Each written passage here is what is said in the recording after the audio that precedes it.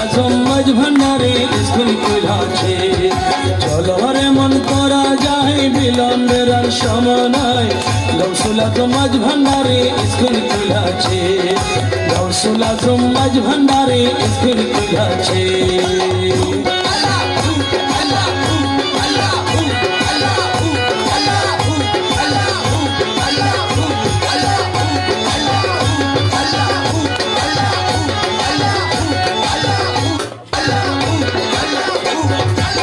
সেই স্কুলের আমনে ধারা বিচারনের জোয়ান বোরা, সিনাই সিনাই লেখা পড়া শিক্ষা দিতেছে।